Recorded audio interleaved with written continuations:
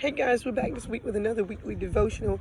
Thank you for all your support, and as I always let you know, you can support through Cash App or like, sharing, and subscribing. But let's get right on into this. This week we're going to be talking about submission. Now we all know that submission is an action or a fact of accepting or yielding to a superior force. Now, as believers, we must be in submission to God if we want to flourish in our walk with Christ. And there's no way that you're going to be able to fully experience all that the Lord has for you without fully submitting. So the scripture comes from James 4:7, and it says, "Submit yourselves then to God, resist the devil, and he will flee from you." So when we submit to God, it will be much easier for us to resist the devil when he comes, because we have spent so much time with God that when the enemy tries to tempt us or to deceive us, we're able to recognize it and it the tactics of the enemy. So in other words, our discernment kicks in as well the more and more time that we spend with God. Submission is a word that many of us don't like to hear. I mean, let's just be honest. A lot of people don't want to submit to authority in any kind of way. But we know that as believers, that submission is a must. I mean, you just absolutely have to submit to Christ in order for you to obtain things of God.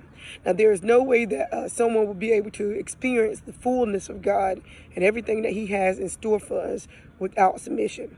And that is why when we pray not our will be done, but God's will be done, as we have an understanding that submitting to God's will for our lives will cause us to prosper.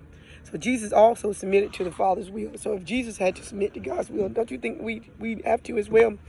John 8:20, verse 28 says, "So Jesus said, when you have lifted up the Son of Man, then you will know that I am he, and that I do nothing on my own, but speak just as the Father has taught me." So Jesus lets us know that he doesn't just do what he pleases.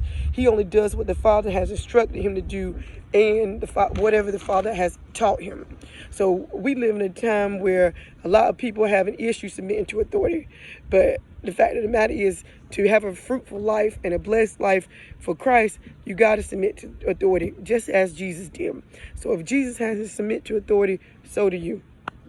John 14:10 says, "Don't you believe that I am in the Father and the Father is in me? The words I say to you, I do not speak on my own authority. Rather, it is the Father living in me doing the work." So Jesus doesn't even say anything unless he has been instructed by God to.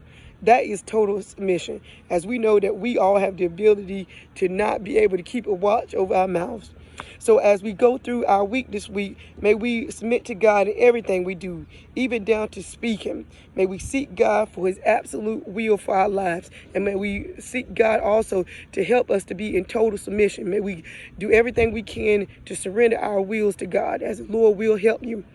Thank you for tuning in this week. I'll see you here next week.